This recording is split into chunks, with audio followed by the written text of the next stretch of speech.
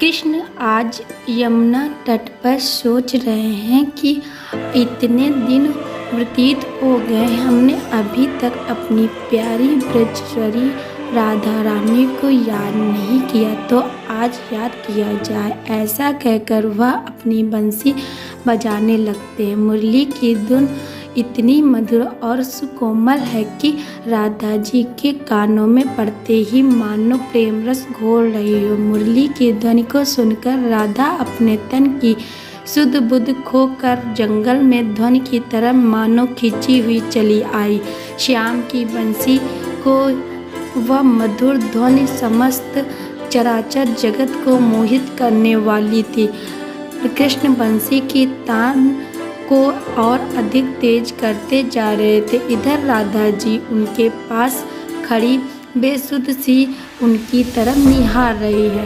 कान्हा ने जैसे ही बंसी को अपने अधरों से हटाया और अपने नैनों को खोलकर देखा तो राधा उनके पास खड़ी है। कान्हा कहने लगे, राधे, तुम्हें इस तरह अकेले इस जंगल में नहीं आना चाहिए।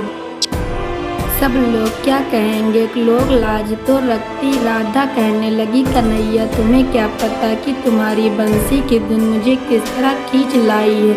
आप बुलाएं और आपकी राधा ना आए, या तो आपके बुलावे का अपमान होगा ना कान्हा। मैं लोग लाज देखती हूँ तो आपके खोने का डर, और यदि समाज को न देखूँ तो आप जैसे परम ब्रह्म परमेश्वर से मिलने का सुख, यह सुख कैसे विसरा सकती हूँ।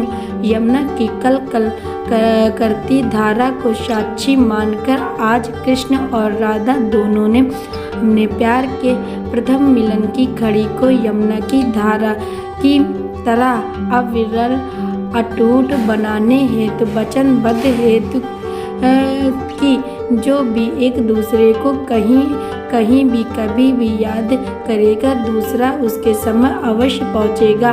बुलाने पर आ जाना ही प्रेम की सार्थक है। वृषभानुसूर आज कृष्णमयी हो गई, वो उसकी जोगन बन गई। उसको लगा जैसे संपूर्णता के लिए ही उनका प्रकट हुआ है। बिना राधा के कृष्णपूर्ण कहाँ। और आज यमुना तट पर बैठ दोनों ने बहुत बातें की। जब राधा जाने लगी, श्याम ने बाँह पकड़ते हुए, राधा अब कब आओगी? तो राधा बोली, जब आपकी बंसी बजेगी, मुझे पुकारेगी, मैं गाय के बछड़े की तरह दौड़ती हुई चली आऊँगी। इतना कहकर राधा अपने बरसाने को चली गई और श्याम आकाश की ओर निहार कर आज अपनी पूर्णता को देख बड़े ही खुशी गोकुल को गायों को लेकर चलने लगे। राधा का हुआ है जन्म कृष्ण के मिलन को, तो मिलन को कोई रोक कैसे सकता है। जब कृष्ण ही है जगपालक, तो जगतपति को कोई टोक कैसे सकता है। जब फिर भी रखी है मर्यादा प्रेम की, राधा कृष्ण को कोई भूल कैसे सकता है। मन में जो बसे हो बंशी बजैया, तो राधा जोगनी को नाचने से रोक कैसे सकता है। कालिंदी की धारा में बहे हो जब प्रीत चित्र, तो कोई और चित खींच कैसे सकता है। बंसी वट की प्रीत का ना है कोई शानी, फिर पूर्णिमा की रात का गवाही कौन बन सकता है। राधा कहे अपने मन ही मन मोहन से, विसार मत दीजियो मोई अपने मन से। चाहे ना आप राखियो जी संग मलहन में, और चाहे ना लगाइयो मोई निज तन से। मैंने श्याम मन कर लियो श्याम जैसे घन से, तेरी मुरली की सुन टेर में आऊँगी श्याम वन से। श्याम की सुंदर फिर कहन लगे हैं, सुन राधा आज रूप हो रचोगे मन भर के, तुम तो बनोगी श्याम और मैं बनूंगा राधा, फिर सोचेंगे एक दूजे के मन के।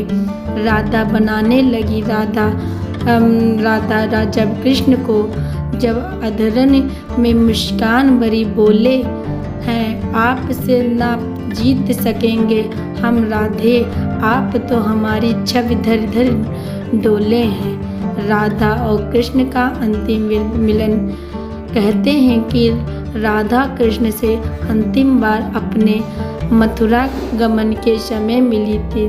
तब श्री कृष्ण ने उनसे कहा था कि वह चिंता न करें, उसे तो कभी भी नहीं भूल पाएंगे। तब राधा ने कहा था कि कान्हा, आप हो सकता है कि मुझे कारणवश भूल भी जाओ, लेकिन आपकी राधा कभी आपको भूल नहीं सकेगी, क्योंकि राधा के प्राणधार में तो आप ही हो। आप जहाँ भी होंगे मैं वहीं होंगी।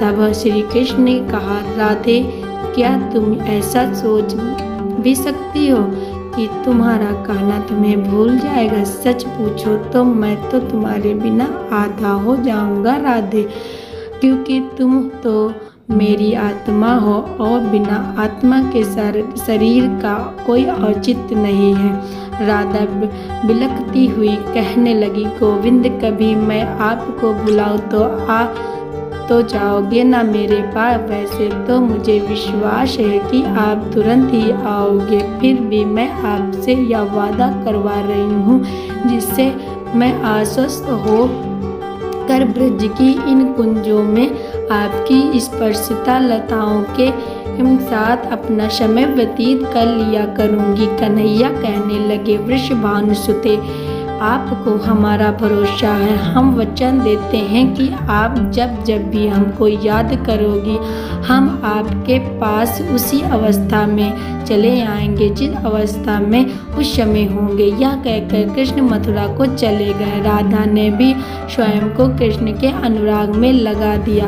कहते हैं कि जब भगवान श्री कृष्ण मथुरा में रहकर वहाँ के राज्य कार्यों में संलग्न हो गए, तब एक दिन वे अकेले में रो रहे थे। तब वहाँ उनके परम भक्त उद्धव जी आ पहुँचे और कृष्ण को रोते देख कहने लगे, कान्हा, क्यों आज आपकी आँखियों में आंसू, जिनके एक बूंद धरती पर गिरने से वहाँ भूचाल आ सकता है, प्रलय हो सकती है, वे आंसू आज किसके लिए बहाए जा रहे हैं? तब कन्हैया कहने लगे, उद्धव जी, आप इन प्रेम श्लोक का मर्म नहीं जान पाओगे। मैं मेरी माँ यशोदा के लिए है। ये मेरे बाल सखा बलदेव, श्रीधामा, गोकुल, समस्त गोपियाँ, गोप, गाय, बछड़े आदि बहुत याद आते हैं। यहाँ सब सुख है, लेकिन वह प्रेम नहीं है जो गोकुल के लोगों के मध्य था। उद्धव कहने लगे, गोविंद, आप तो अंतर्यामी हो, सर्वव्यापी हो। आपने उन्हें क्यों नहीं समझाया कि आप परम ब्रह्म हो? इस बात पर कृष्ण ने उन्हें गोकुल भेजा और कहा, स्वयं जाकर उन सभी को यह बात बताकर उनके मन से मेरे प्रेम को कम कर दीजिए। राधा का विरह, कृष्ण की वेदना। हे मुरलीधर, मुरली पर ऐसी तान छेड़ना जो कहे हमसे राधा का विरह, कृष्ण की वेदना। राधा तो कृष्ण को पाकर धन्य हो गई, शायद कठिन होगा अब इनके प्यार को तोड़ना। राधा विरह सबने देखा और सुना। कृष्ण की वेदना का निरूपण क्या गुनाह है? राधा तड़पी। यदि कृष्ण की याद में, तो क्या कृष्ण को तड़पने की किसी ने की मना है? राधा गोकुल में रह गए, कान्हा मथुरा में बस गए, एक दूसरे के प्राण भी आपस में ही बस गए, लेकिन वो गोपी ग्वाल क्या करे बेचारे, जो राधा और कृष्ण के चक्कर में खुद फंस गए। प्रेम की निशानी मांगना होगा, कठिन लक्ष्य भेदना कितना होता है, कठिन निज तन को छेदना आपको क्या है? साहब कहकर दूर हो लिए, आज तक कौन समझा है राधा विरह कृष्ण की वेदना।